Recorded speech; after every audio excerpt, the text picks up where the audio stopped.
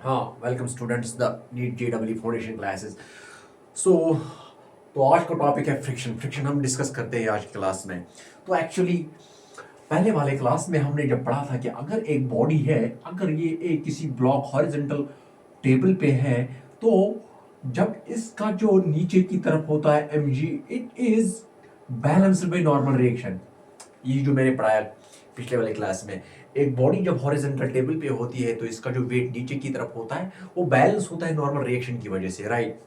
अब इसके बाद अब जब अगर इस बॉडी पे एक फोर्स यहां से लगता है, राइट, थोड़ा सा फोर्स लगता है।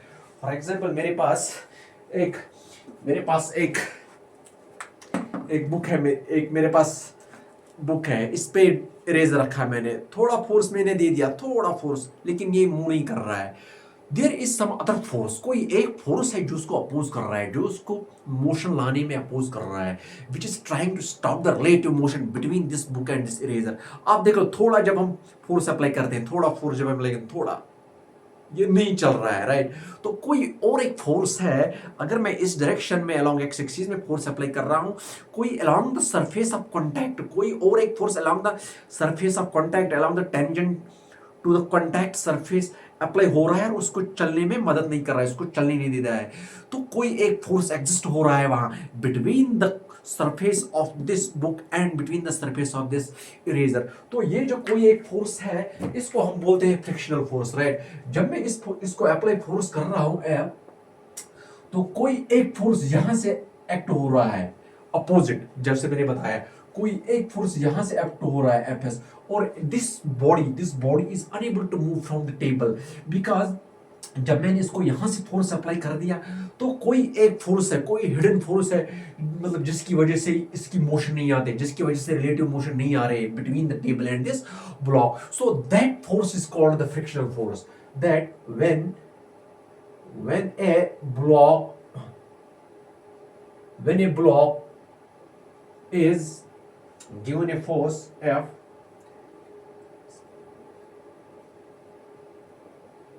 applied a force F is applied a force F,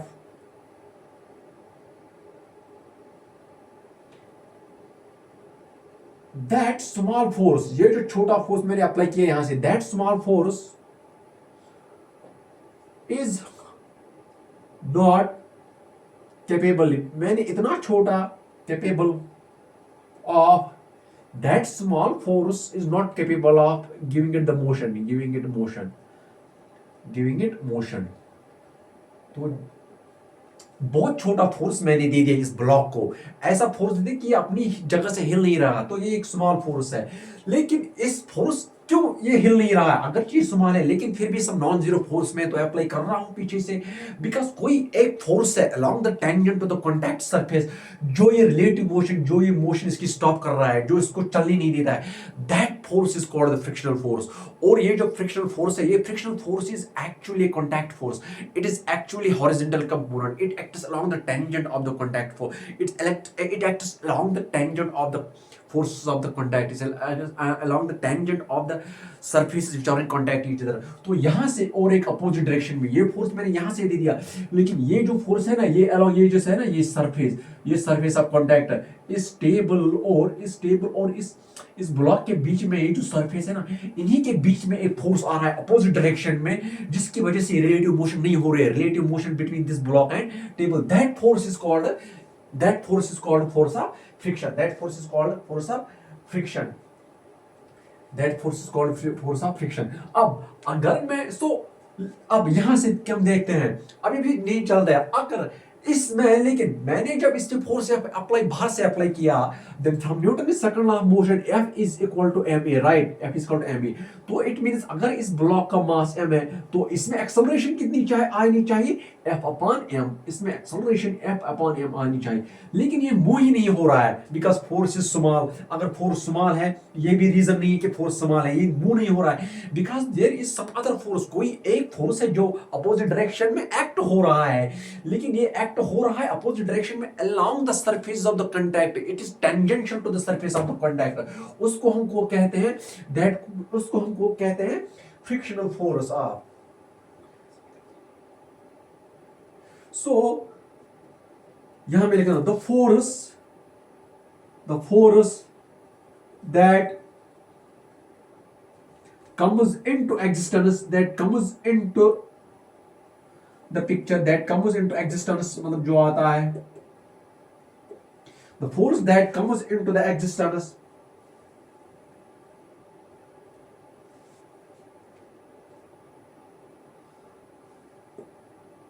that opposes the horizontal motion,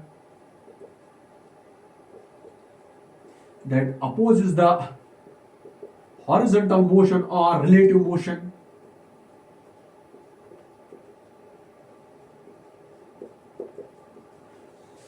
the force that comes into the existence, वो जो फोर्स जो यहां पे बनता है, that opposes, जिसकी वजह से the horizontal motion, that opposes the horizontal motion or relative motion of the block,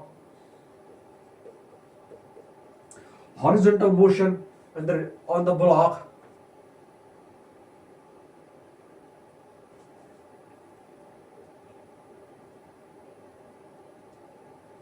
that results into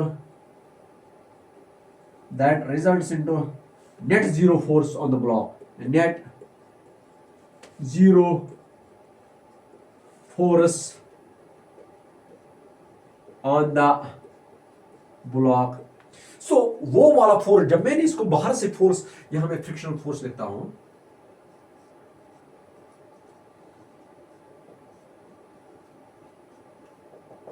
सो वो वाला फोर्स जब इस ब्लॉक पे बनता है, एग्जिस्ट हो रहा है, पिक्चर में आता है, जब मैं इसको बाहर से एक स्मॉल फोर्स अप्लाई कर रहा हूं, ऐसा फोर्स आता है अपोजिट डायरेक्शन में along the contact surface, along the surface of the contact, कि ये मूव नहीं हो रहा है, इसकी एक्सेलरेशन नहीं आ रही है, क्योंकि ये जो अपोजिट फोर्स आ गया, ये जो फोर्स बन गया यहाँ पे, ये along the surface of contact opposite direction में, जिसकी वजह से नेट फोर्स ब्लॉक पे जो इस ब्लॉक पे जो बन गया वो जीरो रहता है, सो दैट इसमें कोई एक्सेलरेशन नहीं आती, कोई मोशन नहीं आती, तो उस वाले फोर्स को हम बोलते हैं that result in the net zero force on the block, and that force is called frictional force,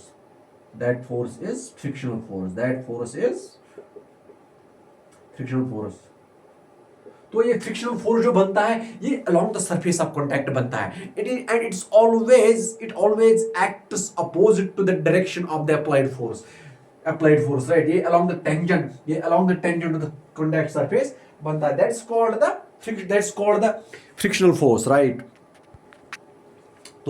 तो ये जो वाला फोर्स Fs इसके अगेंस्ट में, इसके अपोजिट में एक्ट हो रहा है, so that there is no net force on block, उसको बोलते हैं frictional force, that's called frictional force और फ्रिक्शन, उसको फ्रिक्शन भी हम बोल सकते हैं, उसको फ्रिक्शनल फोर्स बोल सकते हैं या फ्रिक्शनल।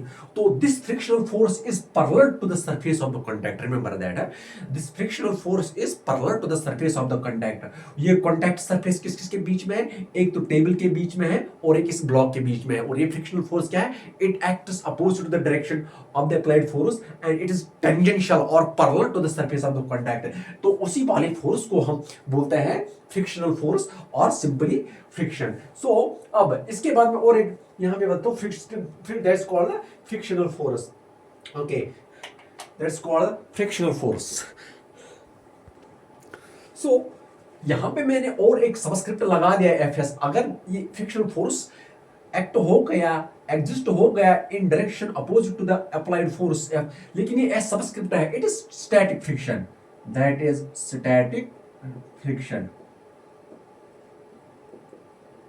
तो स्टैटिक फ्रिक्शन मीन्स ये स्टैटिक फ्रिक्शनल फोर्स तब ही एग्जिस्ट होता है, एक्ट होता है, जब बॉडी मूव नहीं कर रही है, that means whenever there is no force applied, so there is no static friction. तो ये स्टैटिक फ्रिक्शन का मतलब क्या है, ये तभी एग्जिस्ट हो रही है, तभी एक्ट हो रही है, तभी प्रेजेंट होती है between the contact surfaces, between the surfaces of the contact, when there is no relative motion between the block and so whenever, जब भी हम किसी ब्लॉक ऑफ मास m जिसको हमने किसी हॉरिजॉन्टल टेबल या हॉरिजॉन्टल कहीं पे रख दिया, तो मैं इसको पीछे से एक धक्का दे रहा हूं, लेकिन ये नहीं चल रहा है, because there is some other force which is resisting the applied force opposite direct. तो वो जो बाहर वाला फोर्स है उसको कैंसिल करता है, तो that is called the frictional force, that is called frictional. लेकिन इस तो यहाँ पे subscript static friction, so it means static friction comes into the picture when there is no relative force, so when there is no applied force there is no static friction. तो ऐसा अगर यहाँ पे अप्लाइड फोर्स भी नहीं होगा तो static friction भी नहीं होगा। अब ये जब अब जब ये स्टैटिक फ्रिक्शन के कोई लिमिट्स होते हैं, इसका कोई मैक्सिमम वैल्यू होता है, राइट, तो अब जब ये फ्रिक्शनल फोर्स एफ को हम इंक्रीज करते हैं up to some limit, then ये स्टैटिक फ्रिक्शन को ओवरकम करता है। तो वहां पे जो स्टैटिक फ्रिक्शन है that is called the limiting friction, that friction is called limiting friction. That mean जब भी मैं फॉर एग्जांपल मैंने ये फिर से एक ये ब्लॉक लगा दिया एक, तो जब मैंने इसको अभी इसमें एक फोर्स अप्लाई बाहर से कर रहा हूं लेकिन ये नहीं चल रही है, that means because there is a frictional force known as static friction.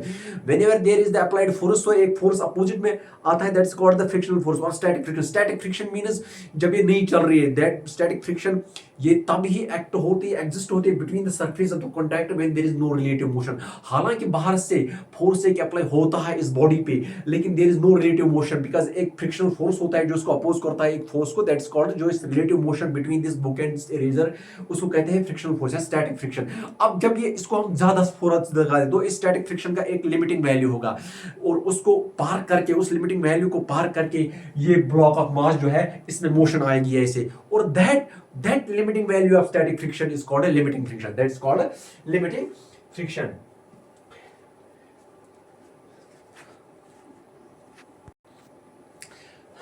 तो that's called static friction। अब जब ये फोर्स जब हम फोर्स इंक्रीज करते हैं व्हेन दे अप्लाइड, जब ये बाहर वाला फोर्स इंक्रीज हो रहा है तो स्टैटिक फ्रिक्शन भी इंक्रीज हो रहा है up to certain limit, right. लेकिन उसके बाद जब फोर्स और इंक्रीज हो रहा है, ये फोर्स जब और ज्यादा होता है तो ये लिमिटिंग फ्रिक्शन टूट जाता है, तो limiting friction is no there, तो इसमें फिर मोशन आती है।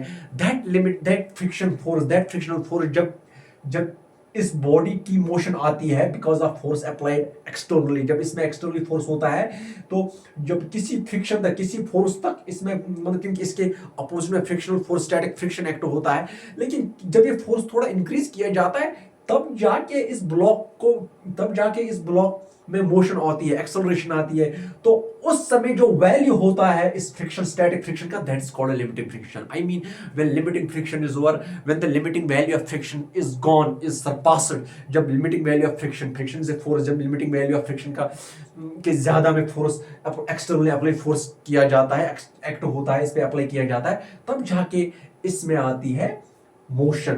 that value of static friction is called a limiting value of friction। so limiting value of friction वो friction होता है जहां तक ये बॉडी मोशन में नहीं आती है, जब ये just it is about to begin to move, जब ये जो ही मोशन करने वाली है, जब इसमें मूवमेंट आने वाली है, मोशन आने वाली है, उस समय जो स्टैटिक फ्रिक्शन, उस समय जो फ्रिक्शनल फोर्स का वैल्यू होता है, that's called the limiting value of friction, limiting value of friction, that's called limiting value of friction. तो ये जो लिमिटिंग वैल्यू ऑफ फ्रिक्शन है, it does not depend on the surface of the contact। remember, this limiting value of friction does not depend on the surface of contact। so after that we move on, so that's called limiting value of friction, or this limiting value of friction is limiting, ये जो limiting value of friction है, ये जो limiting value of friction है is independent of surface of contact. ये surface of contact पे नहीं depend करता है, is independent of surface of contact, is independent of surface of contact, and it depends on the normal reaction, ये जो है limiting value of friction, it depends on normal, और static friction जो है ये डिपेंड किस पे करता है, ये नॉर्मल रिएक्शन पे करता है, यहां से जो होता है R, and it depends on normal reaction, ये नॉर्मल रिएक्शन पे डिपेंड करता है, right. It depends, that's why approximately, ये अप्रोक्सीमेटली नॉर्मल रिएक्शन पे डिपेंड करता है। ये स्टैटिक फ्रिक्शन और लिमिटिंग वैल्यू ऑफ फ्रिक्शन जो बोलते हैं, ये इस सरफेस ऑफ कांटेक्ट पे डिपेंड नहीं करता है, but it depends on approximately, it depends on, ये अप्रोक्सीमेटली डिपेंड करता है नॉर्मल रिएक्शन पे। That's why I can write, ये जो स्टैटिक फ्रिक्शन है ये मैं लिखूंगा mu S into n, mu s into n, where mu s is the coefficient of static friction and n is the normal reaction. I will write here is normal reaction. So this is the static friction, right? So this is the static friction where mu s is the mu s is coefficient of static friction. Mu s is coefficient of static friction. Mu s is coefficient of static friction. Mu s is coefficient of static friction, right? This is the mu s, that's called the coefficient of static friction, right? So और ये जो static friction है, coefficient of static depends on the, it's not a surface of contact, it's the area of contact. So I can here the law of static friction I can write here. So law of static friction I can write here. So law of static friction जो है, law of static friction can be, so ये जो law of static friction ये मैं लिखूंगा यहाँ पे, वो मैं can be written as less और equal to mu S of N. तो ये जो स्टैटिक फ्रिक्शन है ये लेस और इक्वल टू होती है किस, म्यू एस एन के, इट्स लेस और equal to, because static friction, because जब ये बॉडी मोशन में आती है तो एक लिमिटिंग वैल्यू पास होता है, that's called limiting value of the friction, तभी ये बॉडी मोशन में आती है। So the law of static friction can be given as mu S less और इक्वल टू एन। सो यहां पे क्या मैंने बताया, this is called static friction. अब जब ये फोर्स जब इंक्रीज होता है, I mean when the external force applied, जब इसको इंक्रीज किया जाता है इन ए वे कि it is set in motion in a way that it begins to move, तब जाके एक्सपेरिमेंटली देखा गया कि जब एक्सटर्नली फोर्स को अप्लाई किया जाता है और इस ब्लॉक को मोशन आती है, इट बिगिंस टू मूव, तब जाके एक्सपेरिमेंटली देखा गया कि जो स्टैटिक फ्रिक्शन है इनके बीच में that decreases. So when the external force F is increased more than the static friction, so that it comes into motion, then after that, so experimentally फिर देखा गया कि जब इनके बीच में जब इसकी relative motion आती है, that means when this is applied the force F, तब इसकी motion जब आती है, मतलब when it begins to slide on the surface, then the static friction decreases. तो static friction जो है वो decrease होती है, और this block, तब जाके ये ब्लॉक ऑफ मास जो है जिसका मास m है, इसकी मोशन आती है। लेकिन फिर उसके बाद जब इसको एक मोशन आती है इस ब्लॉक ऑफ मास की, then there is also some frictional forces also there. For example, there is also some frictional force. For example, there is also यहाँ पे पहले क्या था, तो जब मैंने इसको फोर्स F लगा दिया, ज्यादा फोर्स, तो ये इसकी मोशन आ गई, राइट, क्योंकि लिमिटिंग वैल्यू ऑफ फ्रिक्शन भी हो गया, लिमिटिंग वैल्यू ऑफ फ्रिक्शन से ज्यादा एक्सटर्नल फोर्स लग गया, एफ से ज्यादा लग गया, स्टैटिक फ्रिक्शन से ज्यादा फोर्स लग गया, और एक मोशन में आ गया, ये एक इरेजर है, ये एक मोशन में आ गया। लेकिन मोशन में भी during the motion there is also, मतलब हमें ऐसा लग रहा है कि कोई एक फोर्स और इसको स्टॉप करने की कोशिश कर रहा है, कोई और एक फोर्स इसके अगेंस्ट में एक्ट हो रहा है, which is trying to stop the motion of that body while it is in motion. So that kind of force is called, that kind of frictional force is called kinetic friction or sliding friction. तो what I mean to say is that जब मैंने कोई body ले ली, एक body जो रास्ते पे, जब मैंने बाहर से एक फोर्स अप्लाई कर दिया, कोई एक फोर्स है जो टेंजेंशियली जो एक्ट होता है along the surface of the contact, उसको मोशन नहीं कराता है, उसके एक्सटर्नल अप्लाइड फोर्स के में एक्ट अगेंस्ट हो रहा है, तो that force is called the frictional force, और it's called the friction simply. और ये जो फोर्स है ये एक्ट करता है along the surface of the contact, और ये सरफेस ऑफ द कांटेक्ट, और लेकिन अब इसका कुछ वैल्यू होता है, स्टैटिक फ्रिक्शन जो होता है इसका एक लिमिटिंग वैल्यू होता है। जब उस लिमिटिंग वैल्यू से ज्यादा एक्सटर्नल फोर्स होता है, जब ये एक्सटर्नल फोर्स इस स्टैटिक फ्रिक्शन से ज्यादा होता है, जब इसकी मोशन आती है, जब इसकी मूवमेंट आती है, तब जाके इसकी मोशन आती है और it begins to move. When it begins to move, उसके बाद भी एक फोर्स अप्लाई होता है between this body and this table when that time इसमें मूवमेंट होती है तो उस समय भी एक फ्रिक्शनल फोर्स रहता है इनके बीच में. That sort of frictional force is called kinetic friction और sliding friction. So there are two types of kinetic force. There are two types of friction. One is called static friction, another is called kinetic friction. Static friction कब होती है? जब एक force apply करता है लेकिन but there is no relative motion between the body and between the surface of contact. There is no relative motion. जब एक बॉडी के ऊपर से बाहर से एक फोर्स अप्लाई किया जाता है ऐसे कि उसमें कोई मोशन नहीं आते, उसमें मूवमेंट नहीं आती है, तो उस समय जो फ्रिक्शनल फोर्स लगता है that is called static friction. Static means ये एक ही जगह होता है. So whenever there is no external force there is no static friction. तो स्टैटिक फ्रिक्शन तभी आती है जब बाहर से एक एक्सटर्नल फोर्स अप होता है. फिर उसमें एक लिमिटिंग वैल्यू आता है. स्टैटिक फ्रिक्शन में फिर एक लिमिटिंग वैल्यू आता है. जब उस लिमिटिंग वैल्यू को पार किया जाता है, जब एक्सटर्नल फोर्स एफ को थोड़ा इंक्रीज किया जाता है तो इसमें मूवमेंट आती है. जब इसमें मूवमेंट आती है फिर एक फ्रिक्शनल फोर्स एग्जिस्ट होती है, एक्ट होती है इसके बीच में, which is trying to stop the movement. That kind of frictional force which acts opposite to the force F when this is in the motion, that is called kinetic friction or sliding friction. और that sliding friction क्या होती है? That sliding friction is indicated by, that's called the sliding friction. That's called the sliding friction. और उसको हम बोलते हैं sliding friction. उसको हम बोलते हैं kinetic friction. That's called kinetic friction. ये कब आती है? ये काइनेटिक फ्रिक्शन आती है जब रिलेटिव मोशन आती है, जब इसकी मूवमेंट आती है, जब रिलेटिव मोशन आती है between the surface. Kinetic friction और स्लाइडिंग फ्रिक्शन भी उसको बोलते हैं और उसको स्लाइडिंग फ्रिक्शन भी बोलते हैं. Right, that's called kinetic friction और sliding friction which is denoted by Fk, which is denoted by Fk. That is Fk is equal to mu k into n. जैसे कि मैंने बता दिया where mu k is the coefficient of kinetic friction and n is the normal. ये n normal की तरफ है. लेकिन जब ये लगता है काइनेटिक फ्रिक्शन जो है, काइनेटिक फ्रिक्शन ये हाँ जब इस पे फोर्स लगता है मतलब काइनेटिक फोर्स जब इस पे लगता है तो इट इज स्टैटिक फ्रिक्शन. अब जब इसमें काइनेटिक फ्रिक्शन आती है तब जाके इसी ब्लॉक को कैसे हम रिप्रेजेंट करते हैं, इस पे जब फोर्स अप लगता है. मैंने बता दिया कि काइनेटिक फ्रिक्शन कब एक्ट होती है, ये कब आती है पिक्चर में, ये कब प्रेजेंट होती है, ये कब एग्जिस्ट होती है, जब इसमें मोशन आती है. दैट मींस ऐसी जब ये एरो मैंने इसीलिए दिखा दिया, जब इसमें मोशन आती है तब जाके oppositely directed along the surface of the contact एक फ्रिक्शनल फोर्स लगता है. उसको क्या बोलते हैं? स्टैटिक फ्रिक्शन और kinetic friction. That is called kinetic friction. So this is static friction, this is kinetic friction. Kinetic friction means ये तब एक्ट होता है in the opposite to the applied force जब इसमें मोशन आती है. जब इसमें मोशन आती है, एरो मैंने इसीलिए दिखा दिया जब इसमें मोशन आती है. तो स्टैटिक फ्रिक्शन कब होती है? जब इसके बाहर से एक फोर्स अप्लाई होता है लेकिन बॉडी मूव नहीं कर रही है. That's called static friction.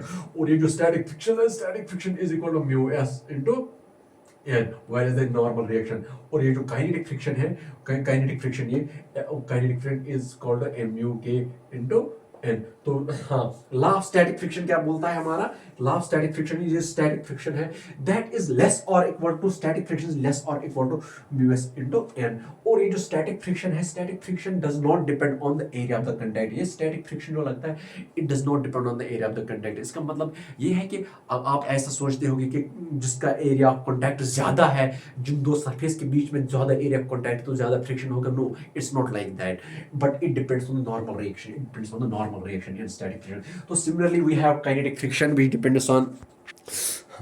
तो जैसे कि मैंने बता दिया जब ये काइनेटिक फ्रिक्शन लगती है तो जैसे static friction is independent, does not depend on the area of the contact. तो सिमिलरली काइनेटिक फ्रिक्शन भी एरिया ऑफ कॉन्टैक्ट पे डिपेंड नहीं करते हैं. और एक्सपेरिमेंटली क्या है कि ये जो म्यू के है, coefficient of kinetic friction is less than the coefficient of static friction. Right, it is this. So अब यहाँ पे देख लो, जब काइनेटिक फ्रिक्शन एग्जिस्ट हो रही है when the body is in motion. अब जब काइनेटिक फ्रिक्शन एग्जिस्ट हो रही है दैट मींस मैं एक बाहर से एफ फोर्स अप्लाई कर रहा हूँ. राइट, जब मैंने बाहर से एफ फोर्स अप्लाई किया लेकिन इसके अगेंस्ट में एक फोर्स पैरेलली और along the surface of contact act हो रहा है. दैट मींस एफ इसका डायरेक्शन इस फोर्स का direction opposite to this force है. That means I will write it F K right is equal to mass into acceleration. तभी तो इससे एक्सेलरेशन आएगी ना, जब मतलब इनका नेट फोर्स जो है वो इसका जो नेट फोर्स पे लगता है वो इस डायरेक्शन में लगता है, दैट्स वाई इसी डायरेक्शन में इसकी एक्सेलरेशन आएगी।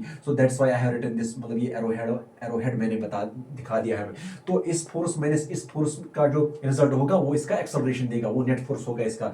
सो हम second law of Newton I wrote it is like, so acceleration क्या आएगी, इसकी एक्सेलरेशन आएगी F minus F K upon M. सो ये आएगी काइनेटिक फ्रिक्शन के दौरान, जब भी मतलब whenever a body is in motion on another body, whenever there is a kinetic friction between the two bodies which are whose surfaces are in contact with each other, उस समय जो acceleration आएगी वो f is equal to f minus k upon f है। So that means अगर ये block of mass है, अगर ये ब्लॉक है फॉर एग्जाम्पल, इसमें मैंने एक इरेजर रख दिया, तो अब पहले देख लो, अभी मैंने थोड़ा फोर्स अप्लाई किया, फिर से मैं दिखाता हूँ, थोड़ा फोर्स अप्लाई किया थोड़ा, लेकिन ये मूव नहीं हो रहा है, दैट मीन्स एक फोर्स एग्जिस्ट हो रहा है अपोजिट टू द डायरेक्ट, मतलब opposite to the applied force, उसको बोलते हैं स्टैटिक फ्रिक्शन, उसको बोलते हैं फ्रिक्शनल फोर्स।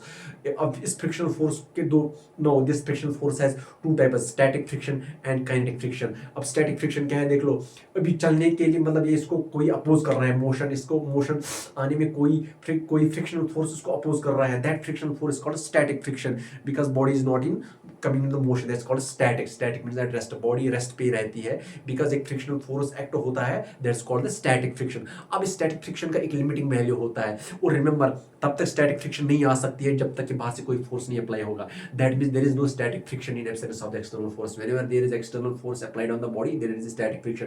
अब जब ये स्टैटिक फ्रिक्शन है, इसका एक लिमिटिंग वैल्यू है स्टैटिक फ्रिक्शन का।